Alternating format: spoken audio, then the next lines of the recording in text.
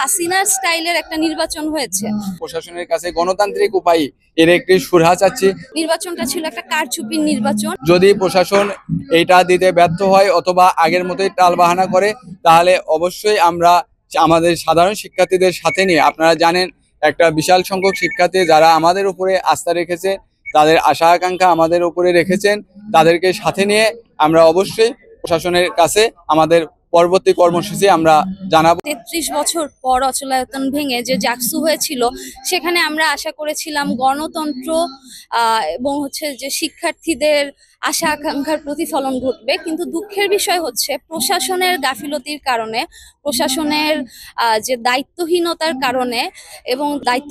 কারণে আমরা যে একটা সুষ্ঠু এবং স্বচ্ছ জাকসু তারা আমাদেরকে উপহার দিতে পারেনি, যেটা আলটিমেটলি পরিণত হয়েছে একটা প্রহসনের নির্বাচনে।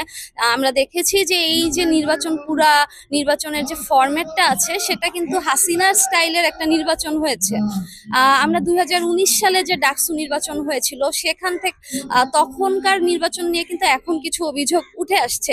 আমরা দুঃখের বিষয় হচ্ছে দেখতে পাচ্ছি সেই একই রকম অভিযোগ আমরা এই জাকসুতে 5ই আগস্টের পরেও, যেখানে 24-এর স্পিরিট ধারণ করার কথা, সেই নির্বাচনেও আমরা দেখলাম যে না, এরকম হয়নি। উল্টা হাসিনার স্টাইলে, সেই ডাকসু স্টাইলে নির্বাচন ঘটেছে।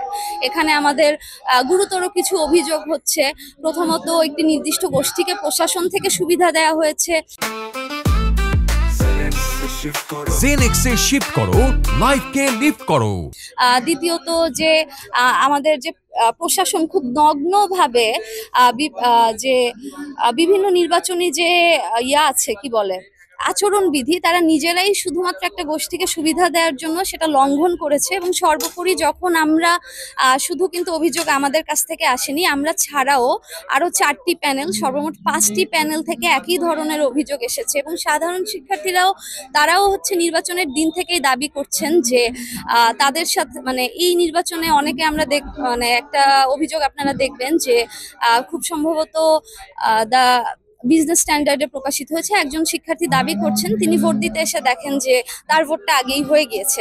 তিনি সাহস করে এসেছেন, কিন্তু আমরা কিন্তু এরকম অভিযোগ আরো অনেক শিক্ষার্থীদের থেকে পেয়েছি। তো এ থেকে বোঝা যায় যে আলটিমেটলি নির্বাচনটা ছিল একটা কারচুপির নির্বাচন। এবং এখন আমাদের যে স্ট্যান্স, আমরা নির্বাচনের দিন নির্বাচনটা বয়কট করি এবং এরপরে আমরা লিখিত অভিযোগ জানাই। প্রশাসনের থেকে আমরা কোনো সহযোগিতা এখন পর্যন্ত পাইনি। আমরা প্রশাসনের কাছে অবশ্যই পুনর্নির্বাচনের দাবি করছি এবং আমাদের যে পরবর্তী কর্মসূচি, সেটা আসলে ডিপেন্ড করছে যে প্রশাসন আমাদের কাছে এই প্রেস কনফারেন্সের পরে কতখানি সহযোগিতা করবে, বা আমরা যেসব আমাদের লিগ্যাল যে দাবিগুলো আছে জানিয়ে যাচ্ছি, আমাদের তদন্ত করার জন্য যে ডকুমেন্টসগুলো প্রয়োজন, সেগুলো প্রশাসন দিবে নাকি দিবে না, সেটার উপর ডিপেন্ড করছে যে আমাদের পরবর্তী কর্মসূচি কি হবে।